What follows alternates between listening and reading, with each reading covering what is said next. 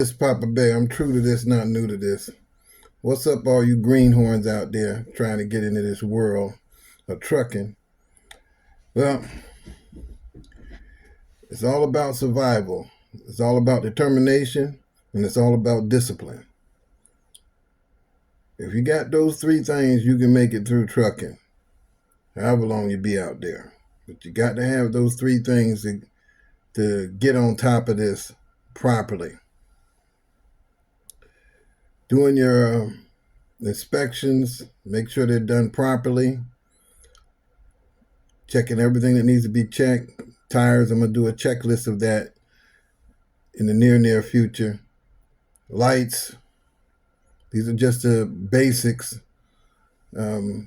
Check out your suspension.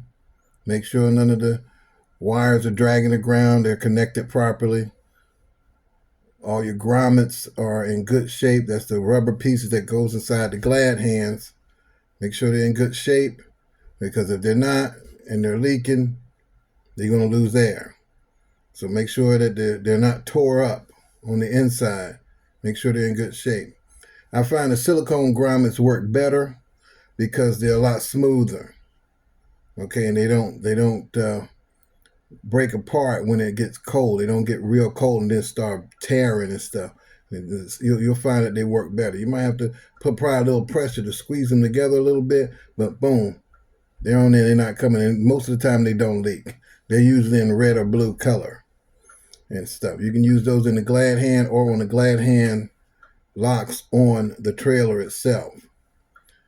As far as the electrical wiring, I prefer the one, not the blue and red one, but I prefer the green with the green cable, electrical cable, and the air hoses that go to it, all wrapped up in one.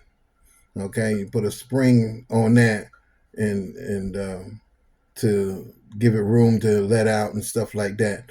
Keep your wires off the catwalk, because then you can get, that's going to chafe them, and that could probably cause problems too down the road.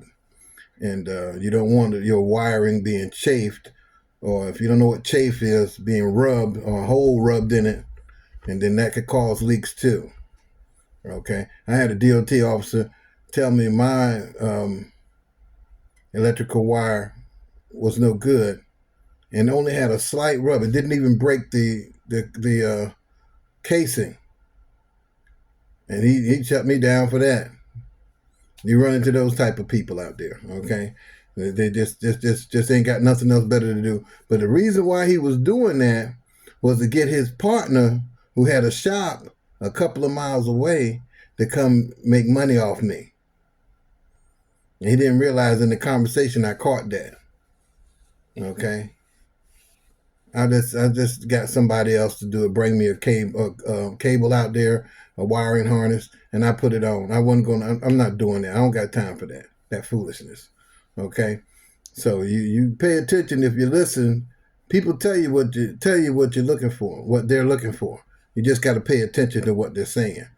Okay. Just make sure you pay attention to your tires, the rubber. Make sure it's not separating from the tire itself.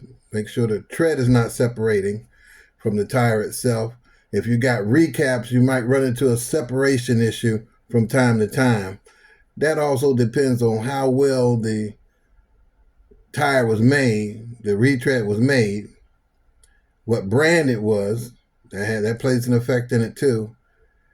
And if you can afford the lower tier tires that are not retreads, just get the lower tier ones. They'll last better. If you keep them aired up properly at the poundage that they need, they usually last for a long time, about a year. Okay, depending on how heavy you're pulling.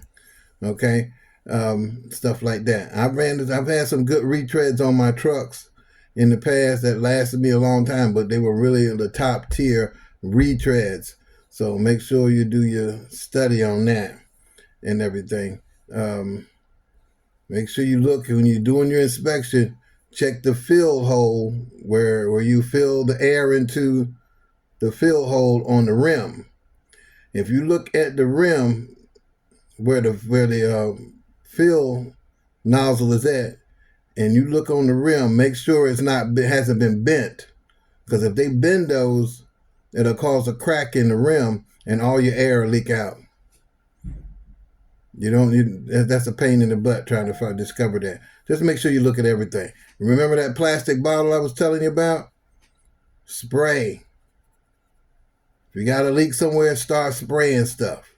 That's the quickest way to find a leak. Spray them tires all the way around, inside and out. Look on the inside and between the duals. Make sure you ain't got no bubbles on the sidewall. Okay? That tells you your tire's getting ready to blow. Okay? And you need to get that tire replaced quick. If you got a bubble on the outside wall of the tire's getting ready to go. Not the bulge from the weight, an actual bubble. You'll know the difference. That tire's been rubbed, or something got in between those duals and rubbed that tire down to where it's thin and it's going to blow. Okay? You got lumps on your tires and stuff like that. You got bumps, and that means a belt in the inside of the tire has been broken. Okay? You might have hit a really bad pothole or a bump. Make sure you check for that on your steer tires, especially, because you don't want them to blow while you're going down the road. Now, one of the tires on the back blow, that's not a big deal, okay? Because you still got 17 other tires to roll with to get somewhere to get it replaced or repaired. Most of the time it's replaced. But if your steer tire goes, you're stuck. You're on the side of the road, and you need to pull over as quickly as possible if you can. But hopefully, if you're watching your tires every day and paying attention to that, you won't have that problem, because you'll be able to catch these things early. And then you'll have time to get to where you need to go to get it repaired. Okay? Change your lights when they need it. If they go out while you're going down the road, and much you can do about that. But try to have spares. Okay? A spare bulb, just a bulb. And know the type of bulb you need to put in there. If you got 4 lights on the front, 2 high beam, 2 low beam, that's 4 bulbs, 4 different type of bulbs. And if you got just 2 with the 2 elements of 2 in 1 bulb, then you just get that. Just reach in there, turn it to the left and pull it out and look at it.